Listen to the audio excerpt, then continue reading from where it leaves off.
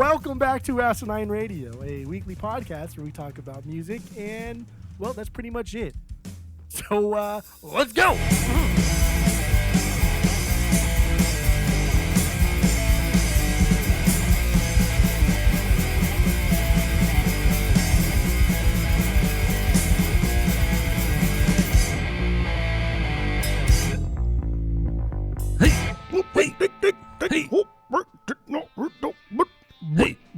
This is Asinine Radio. This is the weekly music podcast where every week we get into a different band, a different artist, and we break down one of the records. We get into the music, the lyrics, the artwork, how it was made, and everything in between. My name is Tyler, and way out there, hundreds of miles away, is Jeff. While you're listening, go to Spotify, Apple Podcasts, give us 5 stars. All the social media is at Asinine Radio.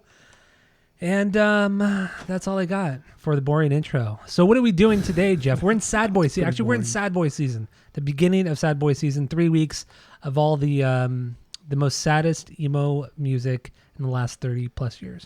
So what do you got? What are we doing today? Go. We're doing Transatlanticism by the Death Cabs for Cuties. That's right. We are. This is a very important record for people of our age. You know, we are our mid-30s now. And this was huge in high school. Not really for me, but for a lot of people. This came out in 2003. And, Ben Gibbard, iconic. I would say iconic in the emo scene, right? Yeah. The sad boy scene. But I don't know. This is their 4th record. And let's get into it. Let's get into our origin story with Death Cab. And we'll go from there. So what do you got? Here's a fun little tidbit. My origin story with Death Cab coincides with what we are kind of doing outside the pod. It's the OC. The OC is my intro to Death Cab for Cutie, because they played. Okay. So Death Cab had already been around prior to 2003 when the OC aired, but they played songs from their first album, and I thought that was pretty good. Like, I liked that. I enjoyed that. It wasn't great, but then Transatlanticism came out. And then The Sound of Settling hit, and I was like, holy fuck, that's really good. I like that.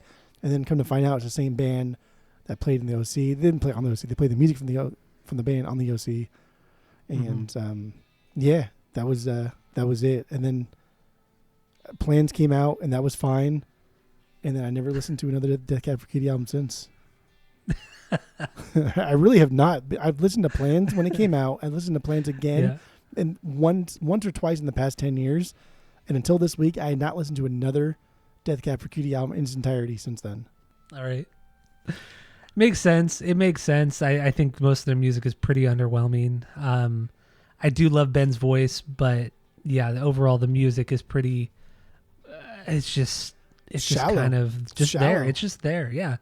It's not bad. It's just there. I don't have anything negative really or positive to say about it.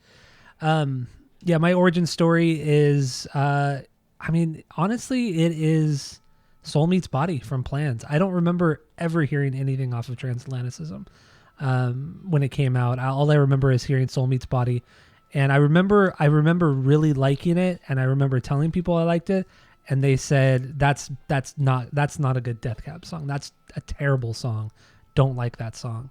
And but I don't care. I still loved it. I think it's a great song. I don't care what people say. And you mentioned the OC, so I started watching that last week for the first time. I never watched the OC before, and I would make fun of people like you back in high school because I thought it was stupid, and I fucking love it. It is it's such good. A dumb show, but I am addicted. I'm 13 episodes deep, and speaking of literally, the episode I watched today, season 1, episode 12, I think it was. Seth Cohen, the character on the show, he's making he's wrapping gifts for his 2 girls, for Anna and Summer, and it's he calls it the Seth Cohen package or something like that. And in that gift was a CD of Transatlanticism. I don't know if you noticed that, but it's a CD of Transatlanticism. It was a layered gift, right? It was one thing on top of the other, all wrapped in a package, and they were identical. Yeah, it was like a DVD of the Goonies, a CD of Transatlanticism, and then I forgot what else it was. But yes, so that, and then also Death Cab were actually on the OC. They played a show at a fake venue on the show on I think it's in season 2 from what I read, but I haven't gotten that far yet. But yeah, anyway, that's my little OC anecdote too, because Gotta I'm love really the OC. enjoying the show. It's For how good. it is good. It's addicting. It's really, really addicting. I think like in general, humans we enjoy drama on the Yeah. screen. I think the OC hits harder, obviously, because we are from the OC. We're not from that OC because that OC is hyper regional, even to our standards. Oh yeah. And so we didn't grow up like that. We didn't hang out with those kind of people. Like I didn't even know that kind of like lifestyle existed, like growing up, like in the Orange County area, because that is like the true. upper echelon of society in Orange County. But the landmarks, the things they talk about, the music they listen to, that is high school for us. Oh yeah, 100%. Also, some of the shit that they talk about is pretty over the top too. Like the way they talk about Chino, like the city of Chino and the Inland Empire, like Riverside. Like it's not the greatest part of. I mean, it's fine. It's not nearly as bad East as the LA, way that they though. It's portray not it. South Central. No, not even close. No, you can Not walk. even close. You can walk home at night in the wrong neighborhood and you're fine. There's no wrong neighborhood there. It's just it's lower middle class. Yeah, it is. Yeah, for sure. But the way they treat it, it's like hell on earth. Chino, ill. So, that's what Summer always says. She goes, ill. yeah. Or the one episode where the ladies find out that Julie is from the Inland Empire. Yeah. She's from Riverside, and they all like scoff at her and like give her like death glares and shit. Like, come on, Riverside, guys. ill. Such a dumb show. So stupid. Love it though. All right, we're doing Death Cab for Cutie, Transatlanticism. So that's those are our origin stories. Let's get into our initial thoughts on the record, and then we'll get into the stinkers, bangers, and everything in between. So what do you got? Go.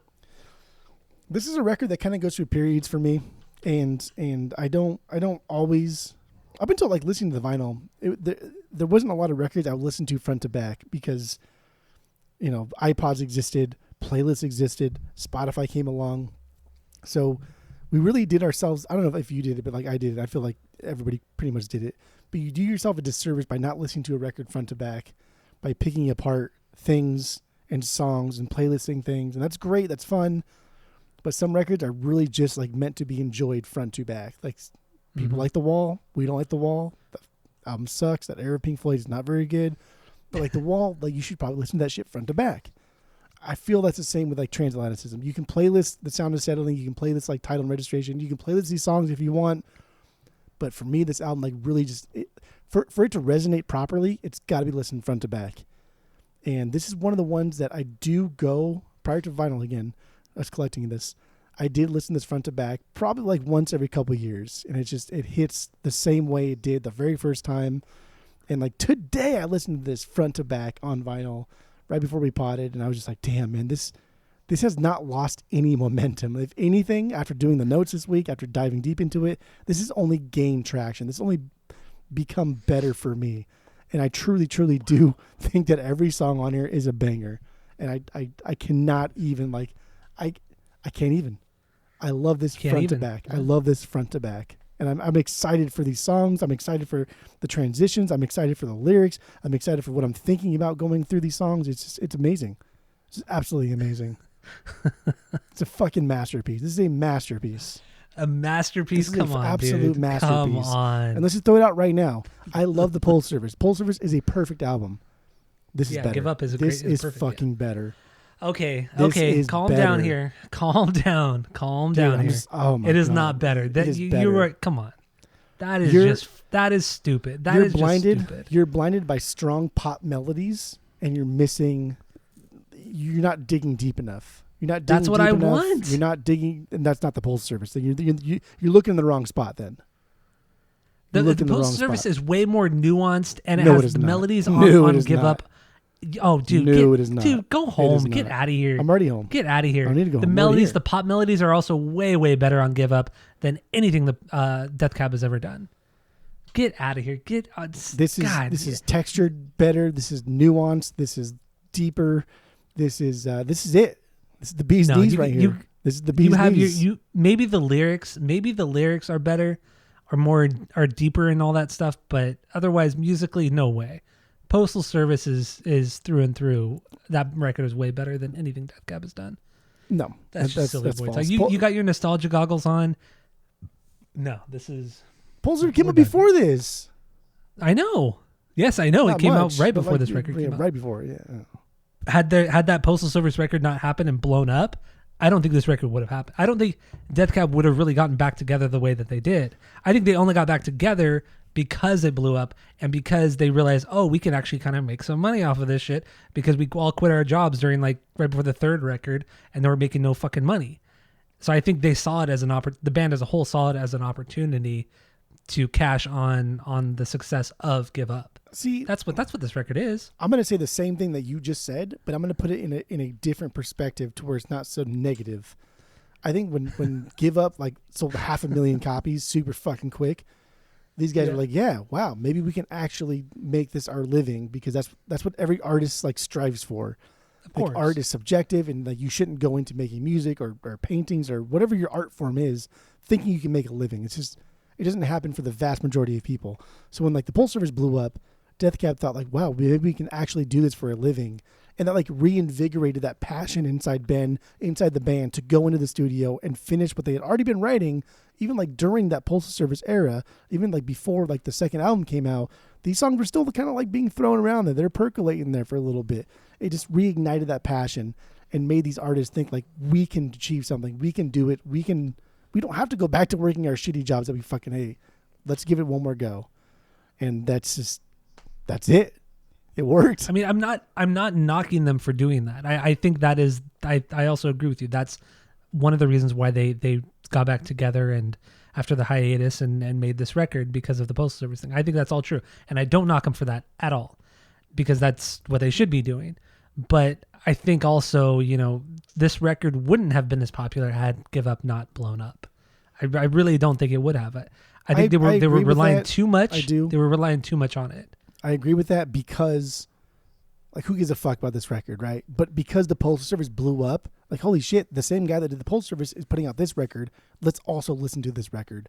I don't think, regardless of how this record even is, if it's good, if it's bad, whatever it is, because the Postal Service was so big, this one automatically did better because there were more eyes on it. And so I think that is true. They're lucky that the Postal Service happened. They're lucky it blew up. Rightfully so, dude. It's fucking amazing. Like it deserves all credit that it gets, even more so. But this would not have been. We would not be doing this podcast for this record had it not been. I mean, we probably would because I would still love this record, but had not been with the Postal Service. So that's all on top of the Postal Service. No more Postal Service. That's it. It's gone. Well, it'll probably be brought up by you all the time. I actually have notes. Some of the songs are reminiscent of the Postal Service. So I know there's a lot of elements. I wouldn't say songs in particular, but just elements. Yeah, you're right. Yeah. It's more just like a lot of the soundscapes and like the stereo panning that they do is very, very much what, you know, Jimmy and Ben were doing with Postal Service. All right. So let's, so you have no stinkers, no okay songs. Stupid. No. Every song's a banger. There should be no stinkers for you. I will accept that you have okay songs, but there should be no stinkers. Okay. I have one stinker and I have 4 bangers. What is a stinker? The title track, Transatlanticism. What are you talking? Are you fucking crazy? It's 8 minutes. It's 8 minutes, and it barely goes anywhere. It's such a boring song. Holy shit. Yeah. I'm sorry, man. I tried. I tried wild. with this one. That is absolutely bonkers to me. Like, if you got this record playing in the background, you just kind of forget about this song, because there's not a lot, but some of this record is just kind of background music. It really is. Okay. Also, you know how I feel about piano songs, piano-driven songs. I'm not a fan of the piano. I never have been. Except unless you're Regina Spektor, like, I don't really care about the piano too much. And that's what this song is. Piano and vocal-driven. There's some, like, cool, like I said, they do the stereo panning really well, and they do it in this song, and it's cool. There is some build-up with the clean guitars. The drums come in with just, like, toward the end, like the last quarter of the song, the drums come in. But it doesn't, I don't think it's very exciting. I think it's a lot of buildup for nothing. It doesn't hit nearly as hard as the buildup in I Will Possess Your Heart several years later, which, you know, whatever, that's fine. But I don't care about the song. I don't think it's very good. I think it's too indulgent, and it doesn't, what am I trying to say? It doesn't, I will say I don't know, pay off. It doesn't pay off. If you, I mean, if you can see my notes, the first thing that I wrote about the song says you gotta love the overindulgence on this song, because that's what this song is. It is the longest track. that slow piano riff is the bee's knees.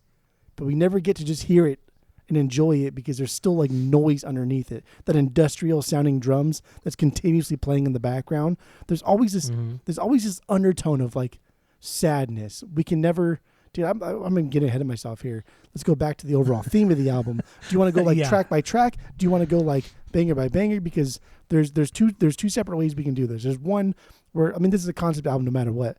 But the concept could either be like a continuous story going from front to back where guy meets girl type of thing. And we can go that route. We can go track by track. I think that's very loose. I don't think that's there. Is very loose. I don't think that's there. Yeah. I just think that's people being overly crazy about things. And I did it with Kid A a while back and it was fun. I don't see it here. I get it, but I don't see it here. Or we can just do banger by banger by banger and just kind of like go that way. So I agree there is an overall theme.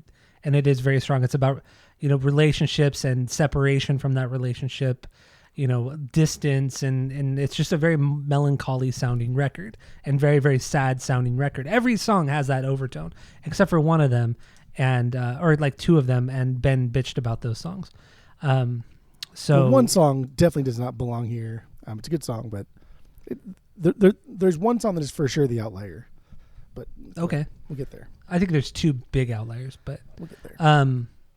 Well, fuck, I lost my train of thought. Yeah, so we could whatever. We could go just banger by. Every song here is a banger for me. So that's what I'm saying. Like, what do you want to do here? I have so many fucking notes. I have so many things to say. So many things to talk about. Let's go. Let's do what we normally do, banger by banger, because I feel like the overall theme is very much more of a. It's not a specific story that we need to follow. So there's no reason to go track by track. We could just go banger, banger, banger. So like, if we want to go banger by banger, we will have to go back to Transatlanticism because I have a lot of fucking notes for that one. That's my 2B. Okay, that's fine. Unless you want to start with that one. Why don't we just talk about it now? Okay. Yeah, just talk about it right now. So again, we're not going in order. Let's get back. I'm just getting excited. Okay. I'm going there. You shouldn't. Full throttle. Okay. Oh my God, this is throttle? so good. Full throttle? Throttle. Throttle. How would you spell throttle? Spell it. THROTTLE? No, how would you spell it the way I said it though? Like THROTOW or TTOW? A throttle. Oh, okay, I see. Throttle. Throttle. That's how you pronounce it. But you said throtto. Throtto. Okay, I see now. I'm just curious. Okay, because sometimes when you talk fast and you mispronounce a word, I don't know what I said until you make fun of it. But then I'm just generally curious as to how I fucking botched it. And we got to bring up when we fuck up words too. Exactly. Why would you not? It's silly boy talk. Mm-hmm. It's psychotic behavior. Transatlanticism title track, 2B, easy. Dude, it's just an incredible slow burn. Like when the I Need You So Much Closer part hits, that is a perfect build. I love things taking their time, but like utilizing every second properly. This is the longest song on the album, but I don't think it feels like it. And like when that final guitar part comes in, that doo-doo, doo-doo, a lot of slides, a lot of hammers. It's just pleasant. The tone is great. And when he hits those chords, those are kind of like off-putting because the guitar is clean, but there's distortion to the guitar. There's fuzz to the guitar, and you don't hear it until those chords get hit. And you kind of get that like Across the Sea Pinkerton intro, like, oh, I don't know, that's kind of gross. Okay, let's get back into it. It's subtle aggressive, it's subtle intensity. Like that is, like musically, this is a fucking amazing track. Absolutely bonkers. Cannot even believe humans even can fucking do something like this. Come on, man. I really cannot. I really cannot. I could give you some of the Radiohead stuff that you and Skip were talking about, like, but come on, man. There's not too much here on this record, dude. There's so much here. There's so much here. I'm gonna have to disagree with you on that one. Man. I don't see it. Like I said, I can understand where you're coming from with Radiohead, but just not with especially this song in particular. I think you just have problems with like textures. I don't. I love textures. Maybe that's what it is. I love textures. That's what I'm all about. I'm all about the textures. I think you like just I invented textures. Pepperoni pizza, right? That's it. Easy enough. Okay, it's good. It's fun. Okay. But like add like this a sourdough guy crust. who has like add like this guy like coming from the guy who eats like 5 different foods and that's it. Yeah, but I know a lot about those 5 different foods. I can fuck up those 5 different foods. You're the worst. I can make him, dude. I can make a believer out of anybody out of those 5 different foods. tell you that much right now. I don't even think about it. Want to get lyrics? Words. Let's do lyrics. I have a lot of Do I have the lyrics. Notes, so many What do you fucking got? notes. It's ridiculous. So yeah, like the overall arcing theme of Transatlanticism is distance, distance either to like your lover, distance to like yourself and how you feel, distance to just like your metaphysical being, whether or not you even can look back or look at your reflection and recognize the person that is like looking back at you because you feel so distant from yourself. But this one's specific about a lover, I think. But like, here we go, because it's great. Early in the album, The New Year, like he talks about like there would be no distance to keeping them apart, right? So if we're talking about like the overarching theme of the guy meets a girl does whatever, blah, blah, blah, blah. But like here, it's harkening back to the New Year song, because the New Year in the opening track, he's talking about there's nothing that would keep us from each other. There's nothing that would do that, and it's kind of tongue in cheek a little bit because the New Year song is very like, oh, it's New Year, fuck me, I'm the same fucking person, I'm the same degenerate that I was last year and the year before. So I like that. Yeah. That's honest. But here, it's like it's literal. Like he says the Atlantic was born today. That's the first line, right? Like the ocean never fucking existed. It never existed because it never affected him personally. But now like it physically separates him from his lover, and now all of a sudden the Atlantic popped into existence. Now he fucking hates the vast, I think it's like the second biggest ocean in the world. He hates this ocean because it exists now because it inconveniences him. I also like the idea that he really is diving into the water motif here, just how everything is being formed on Earth, right? He's standing there while water pours in to create oceans. Water pouring is a common motif for feeling overwhelmingly sad. He also mentions islands existing where like none had before, and like the idea of like, you know, no man is an island, and like nobody wants to be on a fucking island by themselves. We all have seen Castaway. It was a terrible thing. Nobody wants to do that. And the idea of humans excited to explore the ocean, that's real. Like human exploration is normal, it's eventual. And he calls the ocean like a lake, right? And a moat. And like those are two vastly different bodies of water. The ocean is one thing. The ocean has like endless opportunities, endless things, right? You see like the horizon go down or drop off of the face of the earth if you believe in the flat earth thing. But like the ocean exists, and it's this inspirational thing. But like a lake is not that. A lake is not that conceptually, and a moat is definitely not that. The lake is just a body of water that is pretty much objectively beautiful. Like nobody looks at a lake and is like, yeah, it's an ugly lake. Fuck that. Every lake, man-made or like natural, every lake is beautiful. But a moat is ugly, dude. A moat is like a deliberate body of water designed to isolate and keep people away. So the whole water motif of Transatlanticism and overall in the arcing story of this album is just unreal. Like he literally feels the ocean exists just to torture him. It's selfish. It is gross, but it's real, man. Oh, it's so good. It is. I mean, good. That's something he talks about constantly, is his own selfish.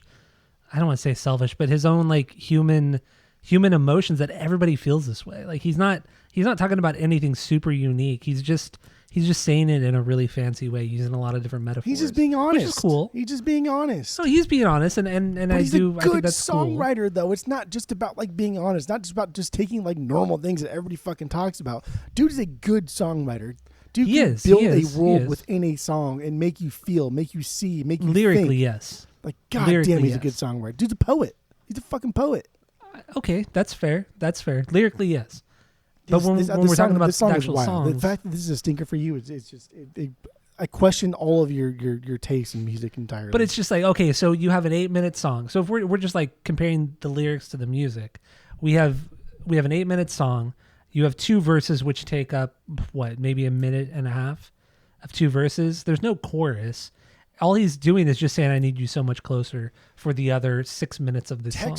Textures. So when the guitar comes in, those slides are reminiscent of like dripping water, like rushing water coming in. That's like a fluid moment of water, of things. I think you're looking a little too much into that. No, I'm not at all. That's why this is like, Halo is like one of the groats, dude. Like that's what's happening here. The groats. Bill Grogan's groats. I am telling you, this is an objective fact. I've talked to everybody on Earth about this, except for you. Yeah. I saved it for tonight, so that everybody agrees except for you. Everybody. Choke and die. I took a drink. I took a drink there. Oh damn! Choke and die was a foreshadow to what we're doing next week. Oh, okay. Yeah, there you go. people listening might know what we're talking about, what you're talking about, because I don't know what you're talking about. Only I know what we're doing, but I don't know the reference. Only the true sad boys will know the reference. Yeah, we just get more. We get each episode over the next 3 weeks are going to get more and more sad boy. Dude, each episode's going to get more and more just me being super fucking irritated with you. That's what's going to happen. Except for the last one. I feel the last one will either. I have no idea what's going to happen in the last episode. Yeah, and people listening, just, as a spoiler, we're not doing the Smiths and we're not doing Morrissey. So don't even, just get that out of your mind right now. We're not doing them. Fuck off with that, eh? Yeah. That's my English accent. Exactly. Oh, but okay, we can, I guess, unless you have anything else to add to your stinker. No, I don't have anything else to add to this stinker. All right, yeah, I have nothing else on Transatlanticism. Let's get into your 1B, your favorite song, your number one banger on this record. What do you got? I have nothing. I fucking hate the song. Why are you're so fussy right now, man? That's all right. What do you got? So this is my second favorite Death Cab song. My favorite on the album. We Look Like Giants. Okay. This is what do you think this sits for me? I thought you would like this a little bit more because it does kind of it is a little bit more rock based. Yeah. This is my 1B as well. This is my 1B. That's good. Yeah, we actually agree. I'm very surprised that we do agree on something with this record. This is the more like punker of the songs here. I would, yeah, I mean, yes, but that's really not why I like it. What? I like it because it's a little bit more exciting, and also it has some, just, they're doing something different. I'm just happy they're doing something different rather than more of the piano, clean guitar driven songs, vocal melody songs, because I mean, in the end, I'm not a big singer-songwriter type of guy. I don't like folk music that much. That's just not my thing. I not to say it's necessarily bad, except for Bob Dylan. He's terrible. But it's just not my thing. And that's a lot of what I feel this era of Postal Service is. Or not Postal Service, fucking Death Cab. Mm-hmm. But yeah, We Look Like Giants. That's definitely an outlier. It's one of the two outliers on this record. But it's not an outlier because there's a lot of this sound throughout, like peppered in throughout this record. There's a lot of this, like this. So like right at the bat, right? This is all low end, like right from the get go. It's just all, everything's quiet, but it's not softer. Like the tone is just down. It lures us in a little bit, and then we're hit with like that really exciting drum beat. It's fun. It's wily. It's loud, man. That guitar rings out super loud. The bass has some really cool lines to it that don't really follow anybody else. That's good. That's going on. And then it's just like everybody's just waiting for something to happen. We get to the chorus, like we're ready for that release. And but my favorite part about the song is when we get to the second chorus now, we don't get the melody from the first time. It's just, we are now like drifting off into space. Like we have now detached ourselves from the space station and we're drifting off into the abyss. It's just, it just ends. It ends with just noise, and everyone's just kind of like, I don't know how to end this, but let's just keep jamming a little bit. And so like this band is not a jam band, but the ending of this song is a fucking jam song. That is what, for sure. Well, that's what jam songs sound like. It's also like a loop. The rhythm section, especially at the end, is, or the bridge, I guess bridge outro would be just a loop of the rhythm section. It actually reminds me a lot of what is the song Goodbye Sky Harbor on Clarity, Jimmy World's Clarity. How it kind of just, it has that loop that plays, well, at least in that song, it plays for like 10 minutes. Yeah. But here it plays for like 2.5, 3 minutes. But I equate it to that. There are also many moments on this record and the first like couple records that I really feel pull from Jimmy World's Clarity record. Like so many bands of this era were inspired by that record. Like you can't deny Clarity is one of the most important rock records of the 90s. I mean, like it really is the most important record. Yeah, but I would even say like even like when you like a lot of like hardcore bands that came around in the late 90s, early 2000s, when they would start experimenting with like, you know, softer tones and shit like that, they would always reference Clarity. Like you look at Thrice, and Thrice would always say like the early records, they were directly inspired by not only Refused, but by Jimmy World's Clarity. It just that to me is just like an over encompassing record for all rock bands post 1998. And it makes like sense. 1998 Clarity to has like it all. 2010. Clarity has it all. It has does, straight up like punk sounds that were sang by like not Jim, and it has weird guitar tunings, drop D fucking chord progression songs that are bizarre progressions. You're having a tough one today, huh? It is a lot of I don't know, a lot of words. A lot of words I've never heard today. before. A lot of words. But anyway, this is definitely one of the outliers, and I do like how just kind of gritty the drum sound. They don't sound good, they don't sound great, but they're gritty, and they give the song character and this sort of intensity that I feel everybody kind of matches with. Especially like you said, the bass line is doing it. He's kind of doing his own thing. The bass player is, and Ben's voice just sounds really good over all of this as well. Sounds really, really good. I think this is an absolute killer song for sure. He definitely sounds fine. It's not like it's your 1B. But like, it's not because of his voice. His voice is fine. It's everything else that is going on. It's what he's talking about. It's how he says things. It's like the visualizations of his lyrics and what I can see, what I can feel, how I place myself, what he's talking about. Like all of those things. I think his vocal thing is just, it's fine. Like the wheeling line, Johnny, the back of my gray, some compact. Like the melody's there, but it's You sound like Mark Adkins from Guttermouth. In the back of my gray, some compact. Yeah, sometimes I go pee in the shower. That's good. Jumping from Ben Gibbard to Mark Atkins. It's a beautifully written song. It really just is. It just it tells the story of just young kids just trying to get hopped up and make some bad decisions. It's fine. Yeah. But it's deeper. There's much more going on. The lyrics are they are my favorite part of this song. Actually, my favorite part of the whole record. This is the only time where the lyrics hit with the nostalgia so hard, because it's about a young kids or teenagers. You know, the first time you start getting with a girl and just kind of just connecting with that person, and what happens after that. You know, whatever it may be, getting a little bit more intimate. But I mean, everybody's felt this. You know, they really have. It's all about. I don't know. Teen love and teen angst. There's a lot of cool visuals, right? The entire concept of like actually looking like giants because of the sheer size of just fooling around in the back of a subcompact, the backseat of a car, right? Like you're fumbling over each other, but like the overall like overwhelming feeling of self-power that you have with like the first person you fool around with, like discovering, sharing, being overly intimate and confident and gleeful, but also sharing like the feeling of self-consciousness and being anxious. Yeah. And I like how he starts the first verse with God bless the daylight, and he starts the second verse with God damn the black night. Like, get the fuck out of here, dude. That is beautiful songwriting. Right? That's poetry right there. That we're conveying two completely separate ideas underneath like the over umbrella of the same concept. Well, it's like the first verse, you know, the God bless the daylight, the sugary smell of springtime.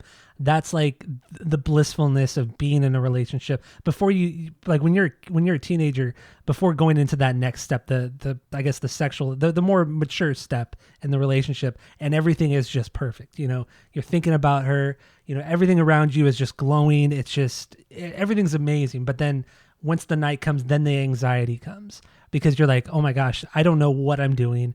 Like you're worrying more about that kind of stuff than anything. Like it's just, I love just the contrast of the two things, the pure bliss to the anxiety, but everybody can relate to that.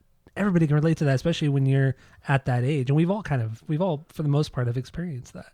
I think and what it's makes just so universal. What makes him a better songwriter is the fact that he can convey like emotion through experience, right? Everyone's experience is yes, but what makes a better songwriter is if you can convey emotion, feeling through the experience that everybody knows. Like everybody knows what it's like to sit in traffic, but like, what are you experiencing at that time? What are you going through mentally? And I think that's what like this song is about. Is not just that we're hooking up in the backseat of a car. It's way more than that. What are we going through? And that's what makes him a better songwriter. I agree. I totally agree with you on that. I think it's way deeper than what the lyrics are explicitly saying. It's absolutely about feelings. And then, you had mentioned earlier, like it's more than just like the sexual or like the feelings, like the intimate feelings. It's also about how you relate to that person, because like in the bridge he talks about, do you remember the JAMC, which is Jesus and the Mary Chain? You know, he connected with his girl because, you know, through common interest in music and reading and poetry and things like that. And we've all done that, you know, back when we were younger. That's how we related. We showed our significant or our girlfriend or whatever at the time shit that we liked, and vice versa. And it was just like this common thing. And it was just so carefree. This song just evokes like just, yes, the anxiety of being a teenager, but also how, looking back on it, how carefree it actually was. When at the time you don't really think that, but looking back, it absolutely was. You had no fucking care in the world. You didn't have to worry about adult shit. You didn't have to worry about taxes or a mortgage or anything fucking boring and stupid like that. All you had to worry about was your fucking girl. That was it. It was amazing. So good. Like looking back on it, that's fucking amazing. That's all. That was your biggest fucking worry was that. I mean, the line in this song sums up like the song. Like, we learned how our bodies worked. Like, that was an experience you shared with somebody, and you both had no fucking idea what you were doing, but you just did it. It's like, fuck it. It feels good and it feels right. Let's do it. Like, not like physically, but like also mentally. Emotionally and everything. Yeah. But also like harkening back to Jimmy Eat World too. Like in the Authority song by Jimmy Eat World, they also dropped James or Jesus and Mary Chain in The DJ never has it. JMC automatic. I listened to that album last night, by the way. So good. Yeah, my pressing sucks, man. It's fucking quiet. How does your sound? I mean, completely off topic, I know, but it's kind of funny because I don't go back to that one that often. If I'm ever going to listen to Jimmy World, I always go back to Clarity. I would normally too, but it just sounded good. It sounded good last night. But yeah, my pressing sucks. Okay. Anyway, yeah, the song. Do we have anything else on it? No, that's it. That's all. Okay. My favorite song on the whole record. That's good. So, what do you got for your Tubi? My Tubi was Transatlanticism. Oh, okay. Yeah, my stinker. So let's get into the sound of settling. I got a hunger. You sound just like him. You do. So this is my Tubi, my second banger. So what do you have on this one?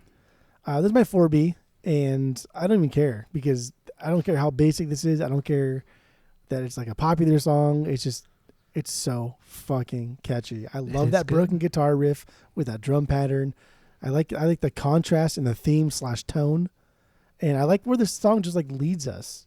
It takes us through some wild times, and we end up in a spot of chaos. Just so much noise. Then we get to hear that rad riff, like Ben right before the end of it. Perfect. It's good. Mm-hmm. But like the whole like do coo coo coo coo, and like it's just, I don't know. It's aggressive, and they're not shy of modulating the drums to be electronic, and I think that like harkens back to the Postal Service. Like they saw it worked there, and like, oh, that's really cool. How can we do that here without being kind of cheesy? And like, this is what we get. We get the sound of settling because there's a lot of electronic drum stuff here, and it sounds great. There's a lot of it. Also, the chorus too, the bop bas that he does, that's very Postal Service too. I don't remember him doing anything like that prior to this record, right? No, never. Nothing on that scale anywhere close. Yeah, it's extremely poppy. Really, overall, this song it's a pop rock song. That's what this is. It's excellent, and from what I was reading too, Ben didn't really like this song because it was too upbeat and happy. But Chris Walla, he kind of insisted that it be on the record. He knew it was going to go somewhere. He knew it was going to be a hit, and sure as shit, he was right. Ben was wrong, which I thought that was kind of cool. But I think this song is great. Just the little things too, like there's some cool little, not atmospheric, but like soundscapey kind of things on here that are really, really subtle. The distorted hand claps were a nice little touch too. To me, that was kind of also like an homage to the Give Up record, the Postal Service record. Just a lot of the little nuances reminded me of Give Up. But yeah, it's good. It's a great fucking song. Good, dude. It's catchy as hell, man. It is a good poppy tune, and it's I love how it's just contrasted. It was just sad and just dark, kind of like this self-realization, this self-regret of coming of age and realizing, yeah, fuck it, this is where I'm at now. I guess I'll just accept it due to convenience or whatever it is, rather than like a lack of, I don't know, anything else. A lack of passion is I guess, complacency. Yeah, and then it's also him looking back on his youth at that point and realizing that he should have taken more chances, but he didn't do it because he was too insecure. And that's also why he's settling now, is because of his own insecurities, and he's miserable for it. So he's looking back, understanding why he understanding his insecurities, but still at this point in his life not changing it for the better and just settling. That's what this song is lyrically for me. That's the sound of settling. The sound of settling. That's a cool title too, right? The sound of settling. It's so aggressively sad. Yeah, it's so like pathetic. It's so adult. Like everybody settles in some capacity, right? That's yeah. It's human nature. At some point, like chasing dreams throughout like your entire life is just too much work, and we're not made of money, so we all settle in some capacity. And so like the sound of settling, it's right there in the title. Mm-hmm. But then we get like this really like poppy kind of upbeat song, and like the song is just about like being pathetic. Yeah, and never learning. That's another thing too. He never gets past his insecurities. He never learns, even though he understands what the issue is or what's causing it. But he never moves on. He never gets past it. So it's too good, dude. It's a great song. It is a really good song. It is. See, I'm not being super negative, right? I'm being good. Well, we haven't even got to 2B right now. We haven't got to like the meat and potatoes of this album yet. We haven't. Come on. No, man. We've hit like the appetizer kind of. I think you missed the point on the title track, but we really have not hit like its stride. Okay, all right. So then let's get into more of this crap. So let's hit its stride. Title and registration. That's my 3B. Wait, what is it? Title and registration. Oh, title and registration. Okay. This is not a banger for me. That's wrong. Okay, so what do you got? Dude, I love this. I love this intro. That compressed drum beat. It's violent. It's dirty, while the clean acoustic guitar plays through, and it's just, man, it's just a fucking weird contrast. I like that. There's some solid vocal harms here. I just love how the song goes from that intro sound and then drops into a more typical song that you would kind of think about when you think Death Cab For Cutie, but it never loses the feeling. We get this driving bass line that constantly fills the dead air with noise. There's some like vocal note matching going on here, and like a drum beat that gets a little disco-y later by hitting those hi-hats on the offbeat. So like everything about this song subtly is kind of lending to this feeling of uneasiness, this feeling of like, oh, I need to kind of stop for a minute and think about what's going on. And then we get our first real groove on the record. You do get a groove, but it's also, everything is looped. So, the acoustic guitar, the electronic beat, it's looped through pretty much the entire song. It doesn't, just because something is looped, it doesn't mean anything. It doesn't matter. Who cares? No, I agree. It doesn't matter, but I don't feel like it It's not disingenuous to like loop. It's not. Things, no, especially it's not for this at all. type of music. It's not at all. But sometimes you do have to pay off. There has to be a payoff. And there was some stuff here, like it does eventually pay off a little when the drums kick in, the actual like drums outside of the loop kick in, and then there's like that little like xylophone lead solo thing, which was pretty cool too. That was actually cool, but it was a little too short lived. I wish they would have expanded more on that or led more of like a lead into that. That would have been cool too. But I mean, honestly, this is not a bad song. It's really, really not a bad song. I can't in good conscience make this a banger. I just can't. The payoff for this band comes in like two forms. Like one, the writing, the lyrics. Like that is the ultimate. The lyrics payoff. are the best part of the whole record. And number two, the payoff comes in Ben, like his vocal, like what he's doing. And this song in particular, he can say the same thing, but he says it in 20 different ways.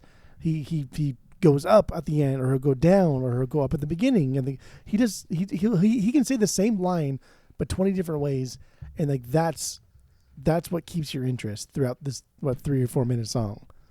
Mm-hmm. Couple that with the lyrics, like get the fuck out of here. So good. I mean, I do agree. I do agree with you. I think the lyrics are the best part, the strong point in all of these songs. I just don't think I do love Ben's voice. I think he has such a great voice, and it's so soothing, and I really do enjoy it. But sometimes he doesn't add enough in there to either be, I don't want to say quirky, but just to do something different enough that really keeps me wanting to, or keeps me entertained, I guess. And there's nothing musically that really resonates to where I want to, that really just stands out and hooks me. Like, bringing it back to Postal Service, we got to do it. Like, musically, even when Ben is like kind of in the background and not doing anything too crazy on Postal Service, the beat is always there. There's always something exciting or something different happening.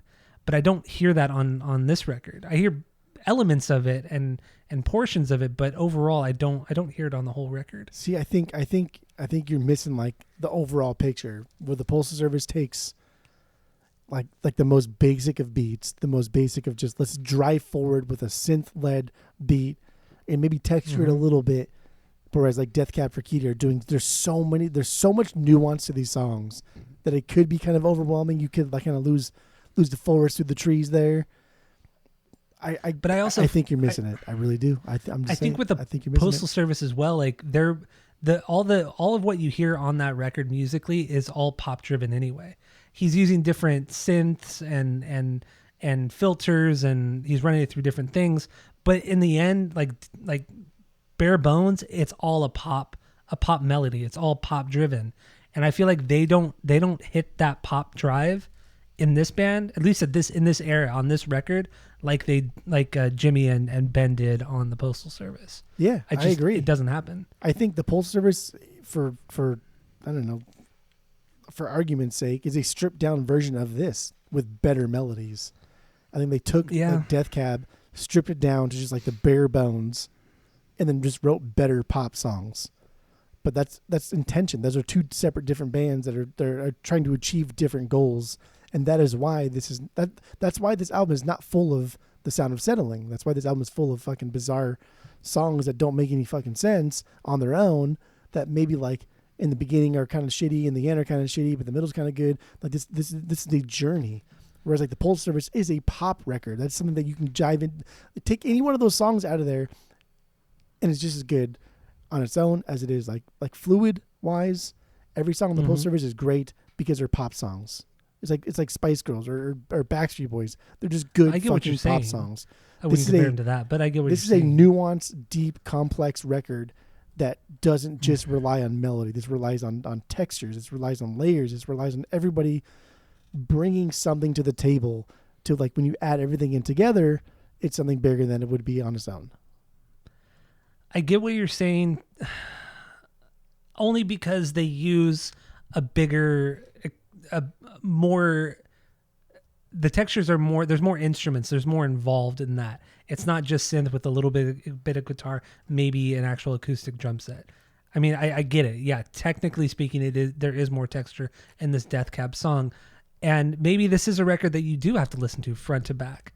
Like I was saying earlier, I think, if this is kind of on in the background and you're not paying too much attention to it, it's really good. But when you're diving into the song, even when it's tracked sequentially, the album is still kind of weak. Like, there are weak moments, and for an album to be truly great, there should never be a weak moment. There are weak moments on this record. Like, I understand the ambition and I understand what they were going for, but I don't feel like they executed it, that well. There are no weak moments in this record. The weak moments on this record is because he's trying to convey weakness in what he's trying to tell you. Like, we as humans, his psyche is weak, and the weak moments on this record is because he wants you to feel weak as the listener. He gives you this journey. So then you're given a bad part of a song because he's feeling weak. False. in his lyrics. No, that's what you just said. It's not a bad part of the song. It's a crafted song that has made you to feel weak because the next part is going to lift you up, or the part before that is going to bring you down. But it's not a bad part of the song. It's a different part of the song. I don't think there's any weak moments on this album entirely. I feel there's literally no weak moment in this album whatsoever. Okay. All right. So then what do you have lyrically on Title and Registration? This one, so this came from like a real occurrence that Ben had. Ben had. Had. That works, yeah. It does work. It sounds weird. Had. Something that happened to him in real life. He got pulled over and while fumbling for his legal documents, while fumbling for his legal documents, he found a picture of his ex, and the thought in your mind is it spills out of the fucking glove box and it goes on the floor, and he sees it, and his whole world goes upside down. But like he does start down that like emotional rabbit hole while acknowledging that the most emotional responses can come from the most seemingly random of places. And so the song kind of takes on its own form and says it gets mad at the glove box as this entity of like, why do we call it a fucking glove box? Like a Kenny Banning from Seinfeld. There's no glove in there. Why do they call it Ovaltine? It's not oval. The can's round. Call it Roundtine. So he's getting mad at the glove box, but that's just like his defense mechanism where he's trying to not acknowledge that he's crashing. He's crashing, he's burning. But like the song takes it kind of even further because he adds, again, texture to the emotion through the musical soundscape as well as like the mood with the lyrics. Adding the rain, right? That's always a nice touch. Yeah. And you can't just add a rain. Because you say, oh, it's raining outside, right? Like Dido did. Like, who cares? Who gives a fuck if it's raining outside? What is raining? Like, what does it sound like? He's talking about raining on the hood. And you know the sound of rain on a hood of a car, right? Oh, yeah. That plump, that bump, that deep thing there. But it resonates, yeah. And how he kind of gets mad at the glove compartment, too, for feeding him that picture. As if it's the fucking glove compartment's fault for him, like, resurfing these emotions. To the point where now he's, like, lying. He's lying in bed, rethinking the choices. And, like, no doubt, he's done the same thing dozens of times before. And it's just, I don't know. This whole thing is just a rad glimpse to the past of Ben. And it's also cool, too, because I realized that this is very like generational. Like nobody fucking keeps pictures in their glove box. Like you're the only person I know that keeps anything fun in their glove box. Like nobody. What do you mean? You have like action figures. You have CDs. Like nobody. The action figures. Dude, you go into anybody's car that was born like post 2000 ish. Their glove box is probably just full of like trash. Because nobody keeps pictures in their glove box. Nobody keeps anything in their glove box other than like what is supposed to be in a glove box, and that is just your documents. And it just kind of it kind of thinks it made me think about how terrible it is for people growing up now, to where if you break up with somebody in 2023, it's just like, or 24 now, like that sucks, dude, because you are constantly reminded of that person. Like where Ben, right? This song is talking about, I'm reminded of that person because I opened the glove box, the picture fell out. Like imagine breaking up with somebody now where like Facebook, Instagram, TikTok, fucking your friends texting pictures of you. Like everything in your life is you're reminded of that person. And I feel you're bad. inundated with it. Yeah. That sucks. Yeah. So in a way, like what I mean, I agree with everything that you said lyrically, and it's something that is generational that I feel like a lot of people aren't going to relate with, because like you said, with modern technology, we're shown everything all the time. You're going to get constant reminders, Facebook memories, or you're going to come across a post on Instagram of your friends hanging out with that person, it's, or whatever it may be, or a TikTok, you come across, a song that reminded you of that person or whatever it is. But yeah, back then in the early 2000s and prior to that, especially, like once you break up with somebody, all you have are a few pictures and maybe some letters, and that's it. Like you are probably never going to come into contact with that person ever again. Even like randomly running into them in the street, that is likely never going to happen. Never going to happen. So so coming across these pictures that he either forgot about or put away for a reason, coming across them by accident, it's going to flood him with all of these, or flood you with all of these emotions. And I mean, I get it. I mean, because we grew up in both kind of eras, or like we understand both generations very, very well. And so we can relate to this, but then also understand how I feel, at least I feel like we understand how younger people are nowadays too, with social media and everything. That's rough. Yeah, but it also makes people very callous. Like younger people nowadays makes them very, very callous with relationships and just life in general, because there is no, I don't know. It's a different kind of like feeling and hurt when somebody breaks up with you. Do you like weird. Like, I feel like nobody. I feel like, okay, so this is my kind of hot take on here. I feel like everybody blames the other person for a breakup nowadays. Like younger people, they blame the other person for being a shitty person, but they never really reflect on themselves and how they were fucking terrible people to said person. Because in a lot of cases, that's probably what actually happened. I think like, people would rather, like rather natural human instinct, right? Is to blame the loser in the perceived victory, where like a breakup is not a victory. It's not something that you won. Like nobody wins a breakup. It's just two people are no longer compatible, or two people realize they're no longer at the same spot in their life and they want to end it. But like human nature is to say like, I need the victory. I need to have the last word. I need to win. So therefore I'm going to do whatever I can to rationalize me being better than you. And it's a very toxic trait, but it's also a very natural thing. And I don't blame people for doing it, but it is fucking terrible. I think just now because we are older, we can understand that, and we're so wise. God damn, dude. We are fucking wise. When did we get wise? What? That's wild. That's called life, dude. We just got wise. We just got wise AF, as the kids say.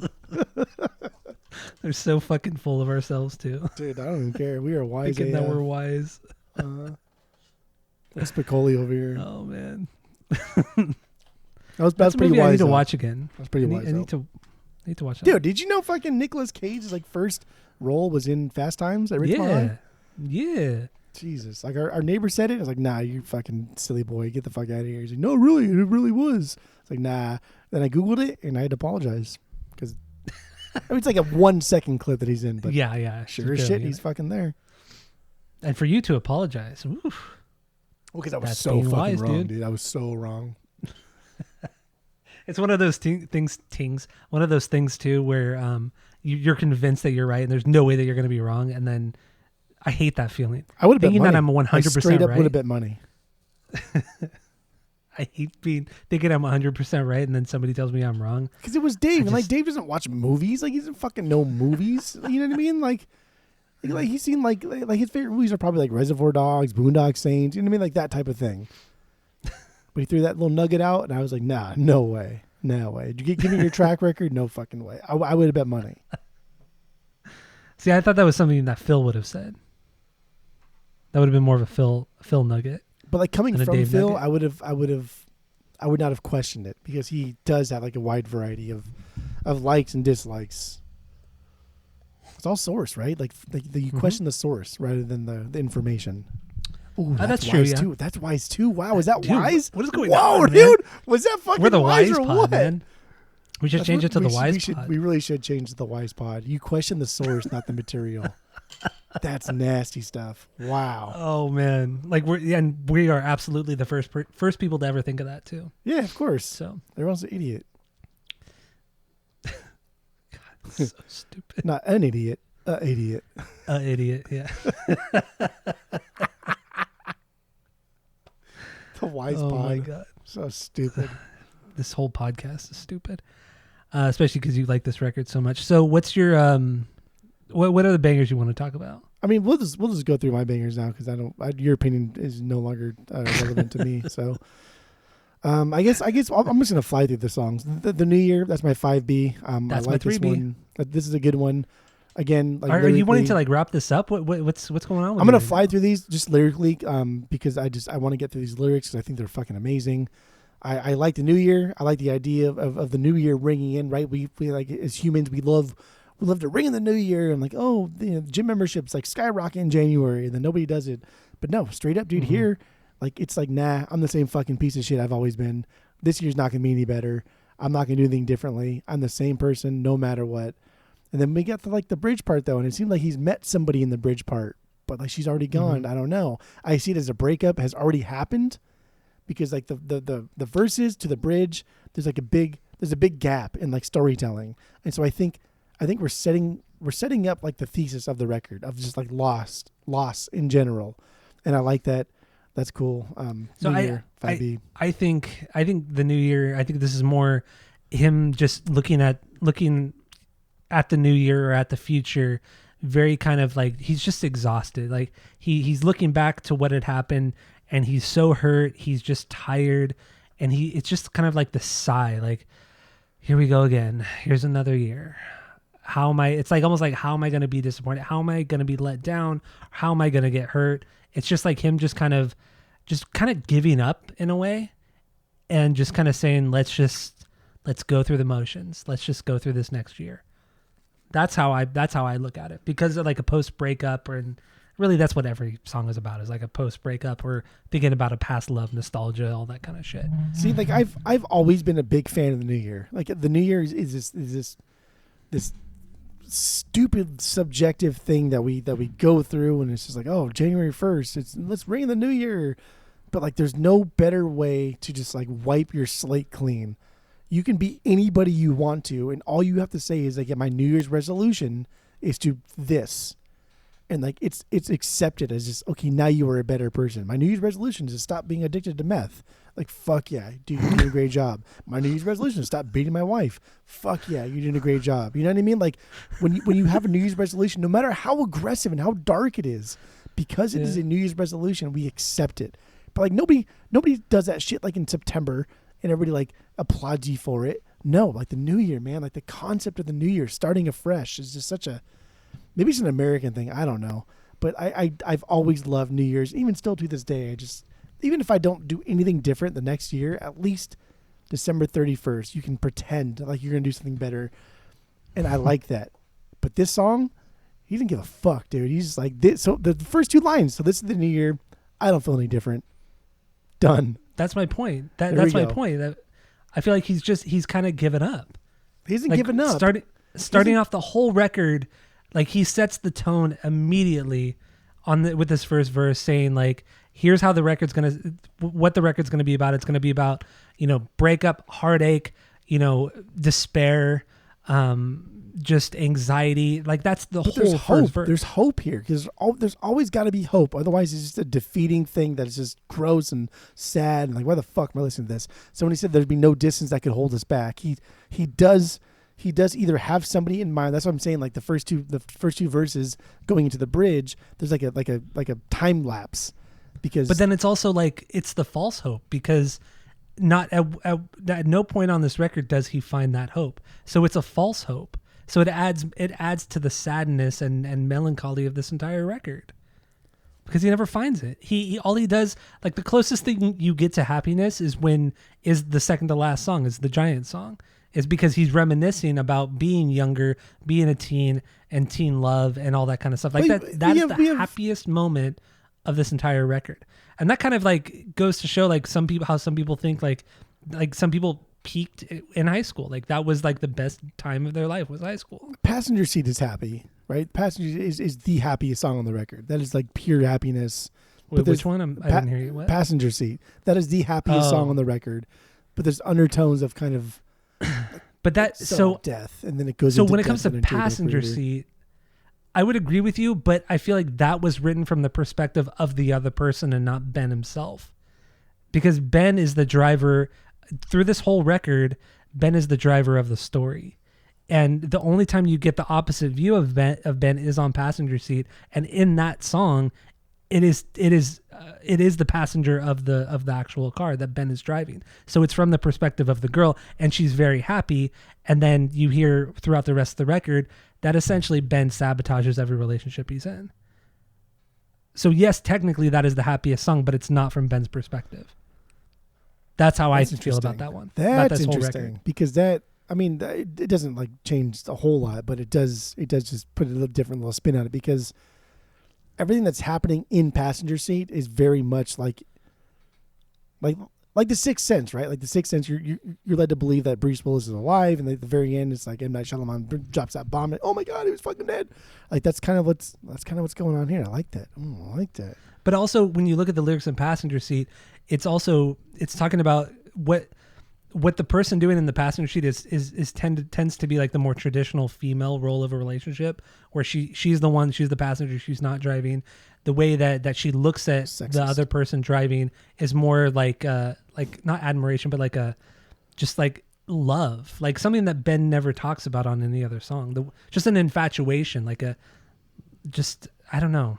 I don't think it's I think it's just the opposite role. I mean, like regardless, it's still the same tone. It's the message is still being conveyed the way it should be, because there's still nothing like nefarious about this song. Even if he is the driver and he is like looking at her, he's looking at her not quite with admiration, but with like endearment. He's looking at, like when he says like, you, if we're talking about Ben as a driver, he's, when you feel embarrassed, I'll be your pride. Like nobody goes out of their way to say that if you're ever embarrassed, I'll step in and like help you like deal with that. Like nobody does that shit if you don't care about that person. When you need direction, I'll be your guide. But I'm saying, like, just because he's the passenger or the driver, it does not change. That's the girl's role. It doesn't change. It doesn't change the feeling of the song. It's still the same. It's still the same tone. It's still the same like concept of the song going forward. It doesn't matter who is driving and who is in the passenger seat. But that specific line, it adds more to the fact that it's the girl in the passenger seat. But it doesn't matter who's in the passenger seat or not. It's the same concept. No. I think in the end, overall in that song, it's still talking about his own insecurities, but it's from her perspective. Because like the first half of the passenger seat is talking about how great life is and how great it was that she's being driven home and this whatever. I forgot the exact lyrics, but I feel like that's what it is. And then the last part of it, like you mentioned, is talking about the insecurities and they'll be there to protect you, and that's her being so in love with him that she sees his insecurities and anxiety, but she's there to help him through it all.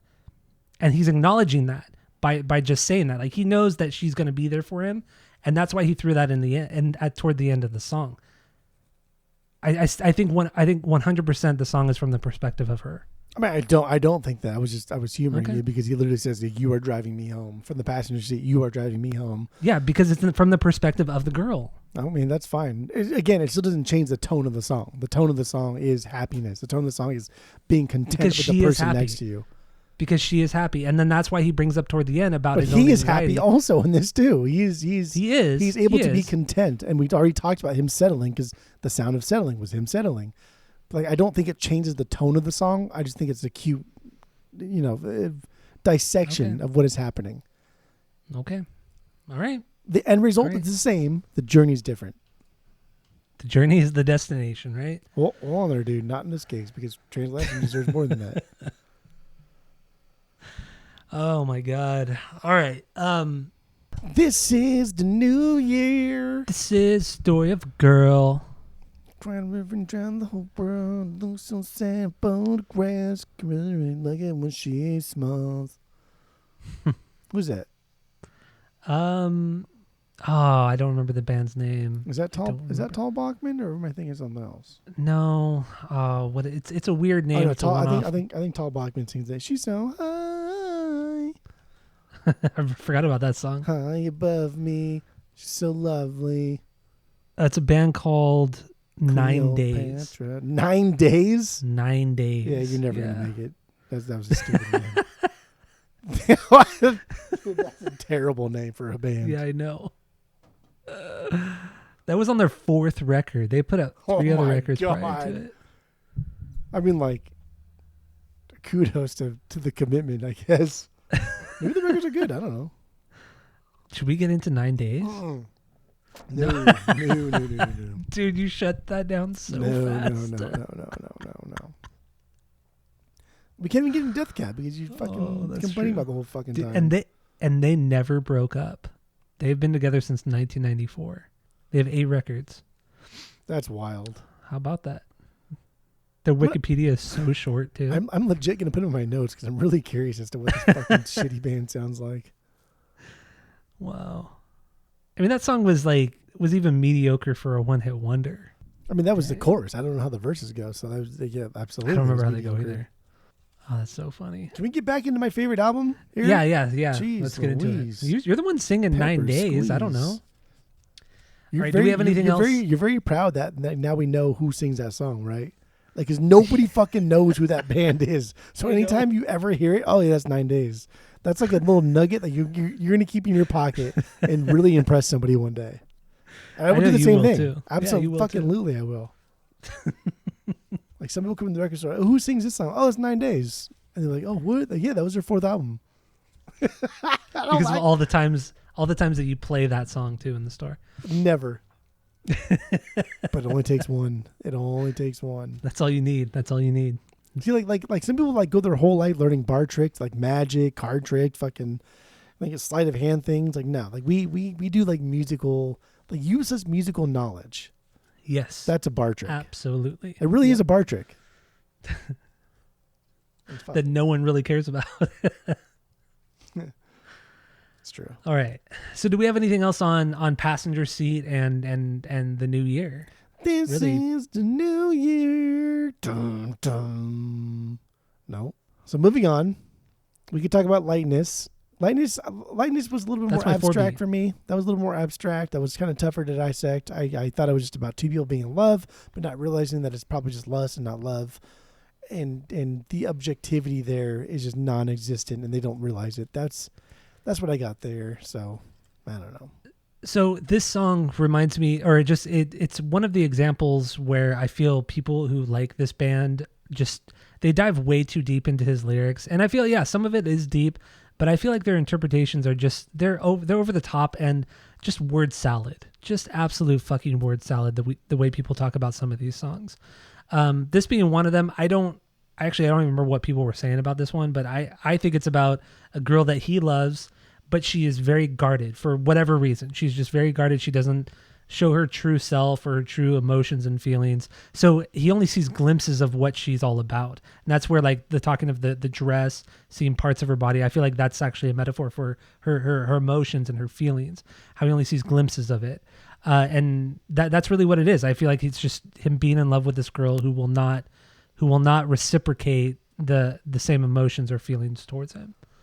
That's what I feel about this song. Okay, but This is my 4B. This is my 4B. It's a good fucking song, man. It is. I mean, once again, it's just that minimalistic beat, kind right? of You drum like that thing beat, going on. super heavy, I love that beat. Very reminiscent of Postal Service. Exactly. Yeah. It has that. It's that minimalistic thing, electronic kind of soundscape. Even the minimal use of guitar too, because sometimes I feel like all the clean sounding single note guitar playing, it's cool, but it's a one trick kind of pony thing with Death Cab. Like I feel like if they did, I don't want to say riffs, but just kind of church it up a little bit more than just doing the single note alternate picking kind of thing. And I like the minimal use of this. Like they used it more as like a songwriting thing rather than just as, I don't want to say filler, but just to kind of go with the flow. Also I like the random, not a random, but like the rightly placed like strumming of the acoustic guitar. It's not through the entire song. I don't know. I don't know what I'm trying to say here. I just feel like everything was it was a really well written song that sounds very different from most of the record. There's a lot going on here, but it's different. I do enjoy this song. It's a good song. I like it. It's a banger. It's by AB. Yeah. 8B. Dude, I think this record's perfect, so I'm just going to throw that out there right now. I know you do. I'm going front to back there. Okay, what other songs you got? So we have Expo, we have Tiny Vessels. Every time I read that, I sang. I did too, and it was so fucking annoying, and I hated myself. I stupid. literally fucking hated myself for it. Expo 86. What B is this? No B. No, I'm done. My B's are done.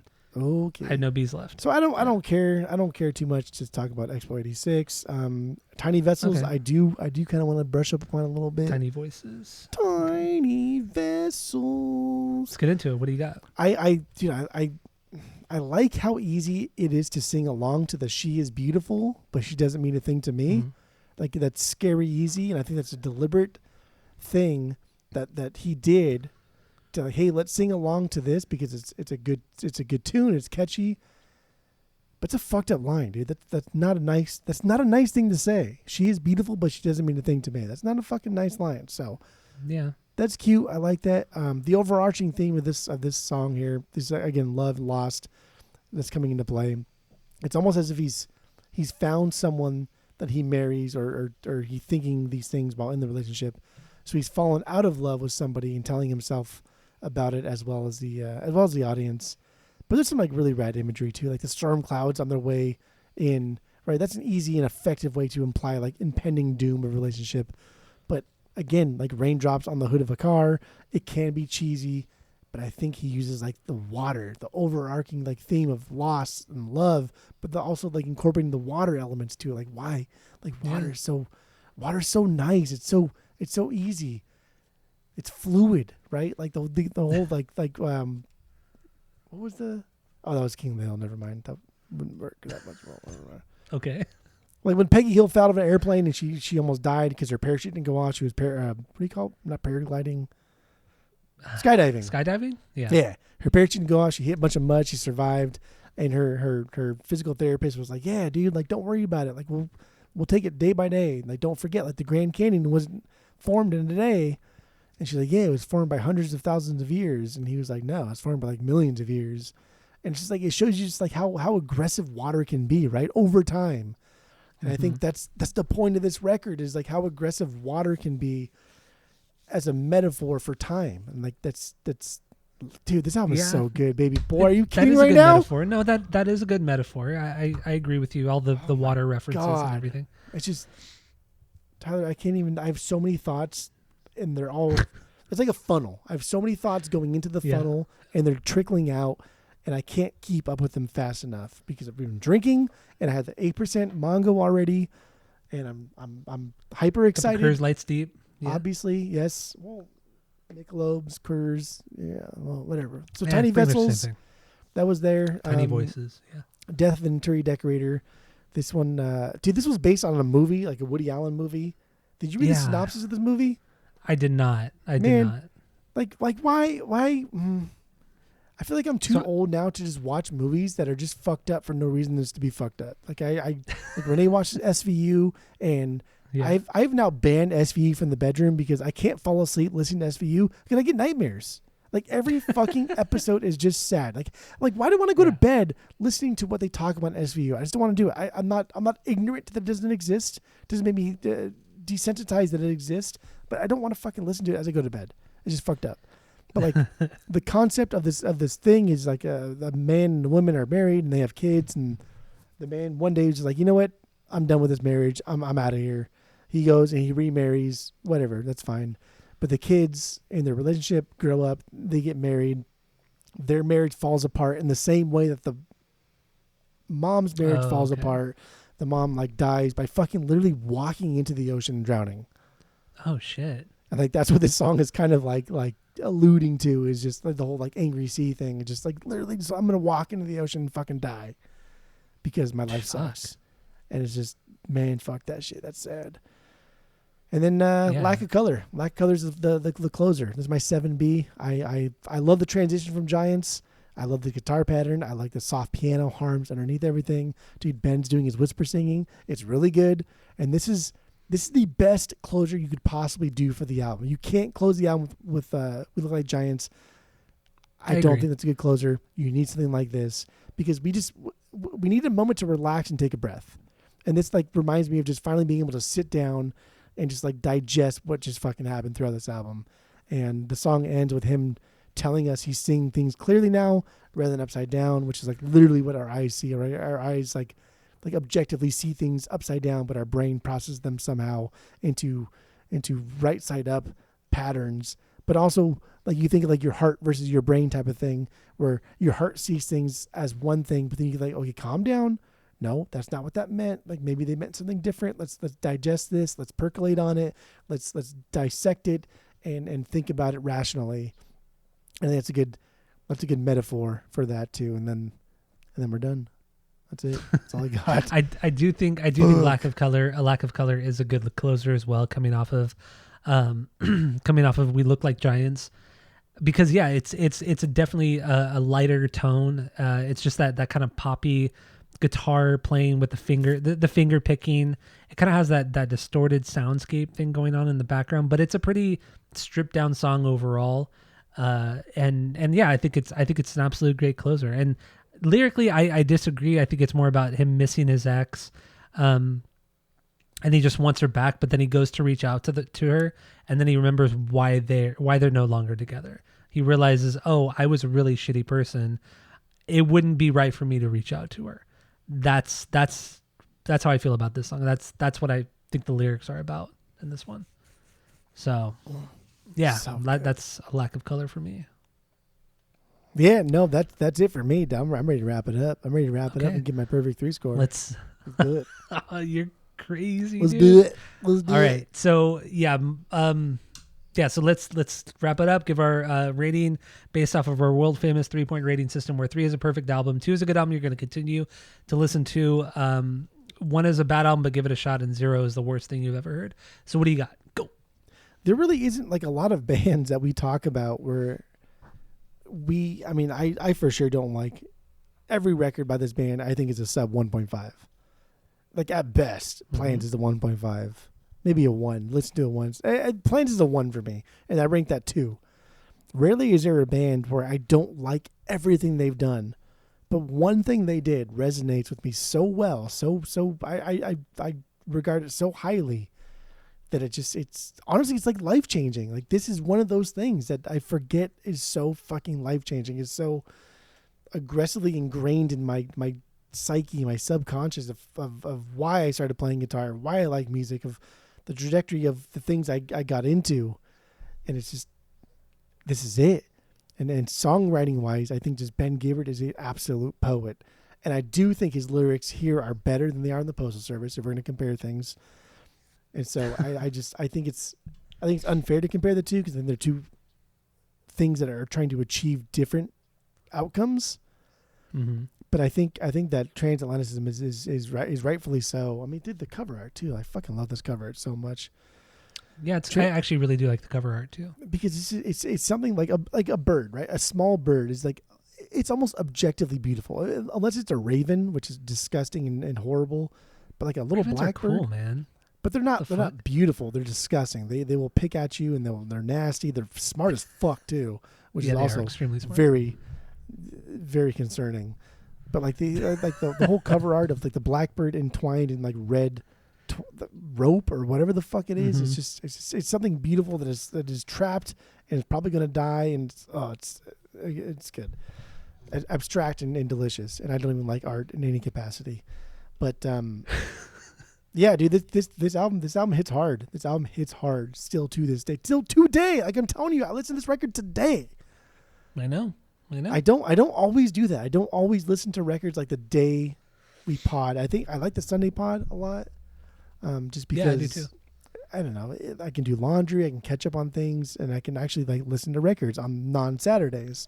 And I'm not hungover. I'm not fucked up or whatever. So it's just, I don't know. It's good. It's good, and it's a perfect record. This is a 3 out of 3. I think everything about this record achieves what it sets out to do. I think lyrically, I think everybody adds something to it that allows the record to achieve its goal. The goal is to let you feel, let you think about the overarching theme, and the bass playing always does that. The drumming always does that. The piano always does that. Even if it's not Ben singing, if it's just kind of him like whispering or yelling, it always does that. It's perfect. Perfect. Okay. All right. Like, no question, it's perfect. I mean, that's very wrong. And no question. The perfect's around so much. So yeah, this one I'm not big on this. Like I said, I'm not big on this style of music. I do really like Ben Gibbard. I love Postal Service. I think he's a fantastic lyricist. I really, really do like his lyrics, even though, especially on this record, they're a little bit more one-sided. But whatever. We're in sad boy season, so that's what's expected. But I do like a lot of his metaphors. I think there's some great shit going on here. Musically, I think it's a little bit lackluster. I think some of their later records are much better musically than this one. And that's why I rank this my 4 on the Death Cab ranking. Fucking wild. Just musically, it just doesn't hit me as hard. It really, really doesn't. It's good, but it's very, very straightforward. And once again, I'm not a big singer-songwriter kind of guy. That's just not my thing. And it's not a knock toward the genre. It's just not for me. And in the end, I'll give this a 1.75. Maybe I'll give it a 2. Just give it a 2, dude. I would give it a 2 because I mean I would go back to it. There are some really good songs on here, and there's some great stuff. And then after talking about it more and I think talking no about matter the lyrics, what, I mean you will appreciate it more because of this conversation. Of it, exactly. You're knowing right. somebody that loves it so much, like you will appreciate it more. I agree. So yeah, I'll give it. I give this a 2 out of 3. 2 out of 3 for Death Cab and Transatlanticism. So that's all I got. That's all I got for this one. Got anything else? No, I mean that's it. That's all. All right. Well, thank you for listening. Go to Spotify, Apple Podcasts, give us 5 stars. All the social media is at Asinine Radio. Keep listening, tell all your friends, and we're gonna continue Sad Boy season with something I know Jeff loves a lot. So Dude, that's it. So good. It just gets better. It just gets better. That's debatable, dude. So all right. good. That's it. That's all. Chris Kramer.